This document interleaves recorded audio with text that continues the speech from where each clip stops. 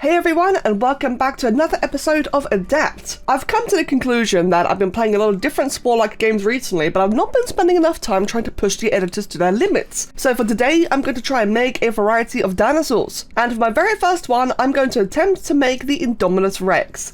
I know obviously it's not a real dinosaur, but it's still one of my favourites nonetheless.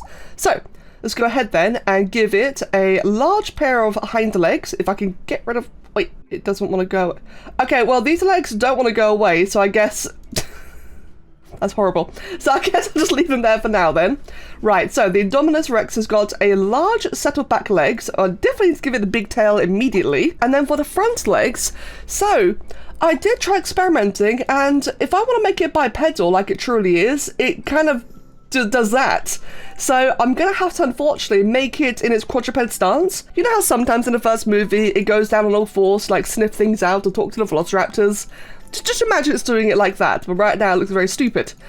So let's go ahead then and change the jaw and actually give the poor thing a bit of a neck.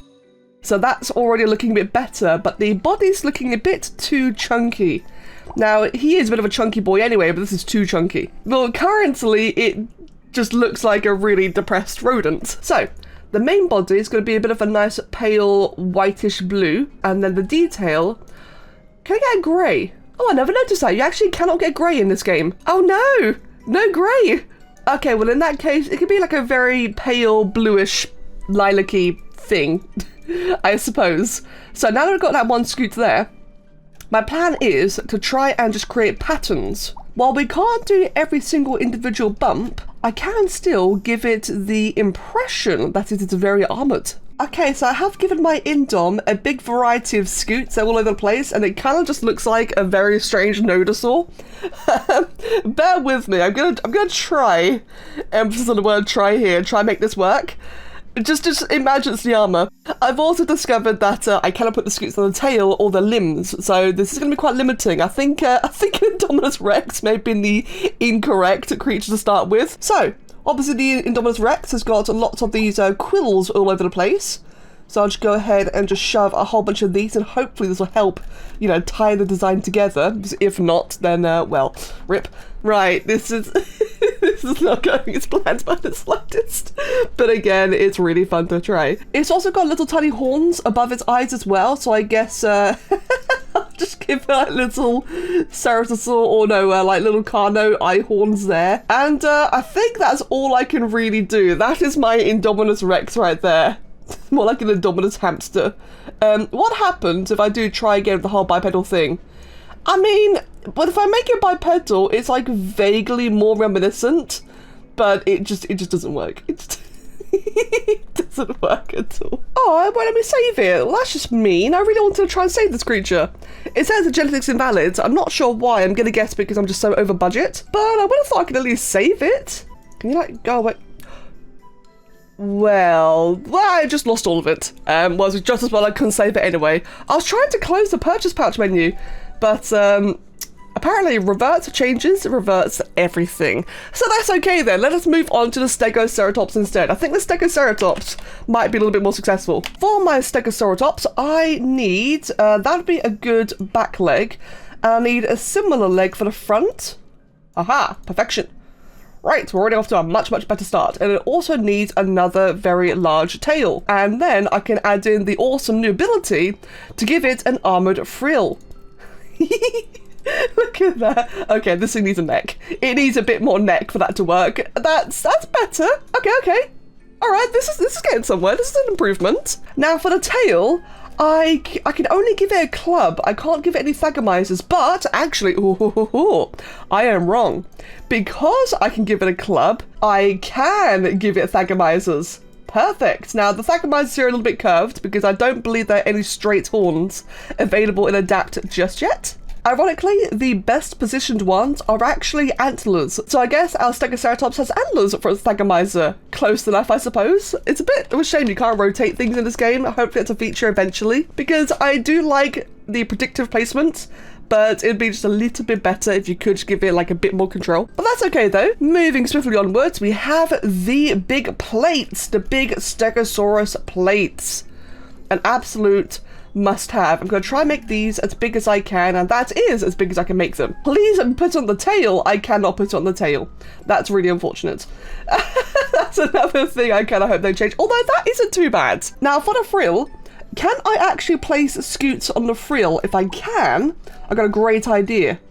I can. Yes. In that case, I can decorate it. Excellent. So I can put a whole bunch of scoots all over the frill just to make it look a bit more decorated in general. And I can even probably place them at the bottom there, just like kind of expand the overall mass of the frill. So it's a little bit scrawny, isn't it? At least compared to a Triceratops. So I could do a bit of this just to again make it look just a little bit larger than it already was.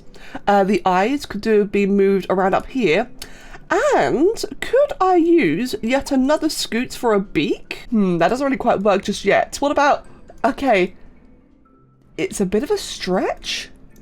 Hold on. No, it's just, that's too much of a stretch. That's not going to work. So after a bit of experimenting, there isn't really any part I can use to try and finagle a sort of beak-like shape. Unless it's like a missing mutation. What about a trunk? That's, you know what?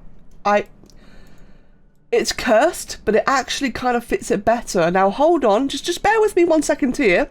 What if I were to keep that, stick a giant horn on the tip of it, and what if I even added a couple of scoots to try and, you know, kind of make it all match? So say like a big one there, a big one here, and then try and turn it into like a bit of a pattern. That actually kind of works in a really weird, cursed way. Yeah, well then, I guess that could be our beak then. I actually prefer that. It's really strange, but there you go. And then I can also give it some huge, well, it says tusks, but I can use the tusks as big horns. Oh no, I can't actually. They'll point downwards. Oh, in that case, I can use these. Perfect. Now, the rest of the body is feeling a little bit bare by comparison. It's very head heavy. So in that case, I will also add even more scoots. Perhaps down here, I think, if I put them down the middle, give it like a bit of a nice symmetrical pattern, I think that will really complement it. And then a couple more down the sides here as well. Again, just like give it a bit of pattern, a bit of variation, not anything, you know, too crazy. Right then, and otherwise, it's now just a case of changing its colour. So, for the main body, I want to be like a bit of a nice, richer brown kind of colour. I kind of like that. Yeah, there we go. I like that. So that is our Stegoseratops, which I think looks a lot better than the Indominus did. Now, unfortunately, I'm yet again unable to save it, so I think the game really just does not like really large, complicated creatures. So enjoy this one while you can, because it's about to get yeeted. And then for our final one, I'm going to make the Indoraptor. So the Indoraptor has his butt really high in the air, because reasons. It does have a long, not that long. Although that's probably the best, okay, it's cursed, but that's probably the most appropriate thing. Oh god. Okay, let's get the colours out of the way initially then. So the main body's going to be quite dark. I'm going to make it a very dark, again, for the sake of hues. Actually, I'll just make it black. I'll just make it outright black. That'd be pretty cool, actually. And for the details, these are obviously will have to be gold. It looks so silly. Can I make it like a bit thinner? No, okay. If I want the large tail, I have to do it this way, and it just looks so silly. Well, let's try and get it as familiar as possible, as quickly as possible. Let's add in a whole ton of scoot markings. Okay, so that was the markings I had in mind, which hopefully now is a bit more understandable as to why I went with this kind of route. Next up on the sensories, I want to add some more of the quills around the rear also, since the Indoraptor does have a fair few butt quills as well as head quills too. It does also have a couple of arm quills, I believe, but alas, once again, I can't add that in. And then, of course, a couple of the head quills. Now, don't mind me, the camera just keeps on trying to evacuate. You see, the camera's doing this because it's just afraid of the Indoraptor. It looks too awesome for it and is afraid it's going to eat it. Does it have eye horns? I don't think it does, but it just kind of feels right to add them anyway. So really tiny eye horns just there. And otherwise, I'm not sure there's really more I could add. I would love to add things, you know, like the sickle feet, but I just can't. Unfortunately, you cannot place parts on the arms or legs. You can on the neck, but not the arms, legs, or tail.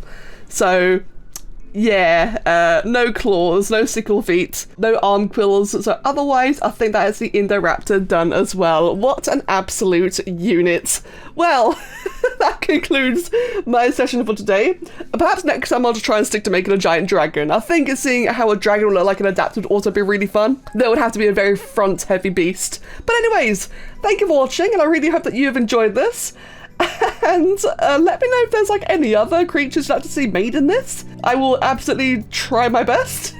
And as always guys, I hope you will have a wonderful day.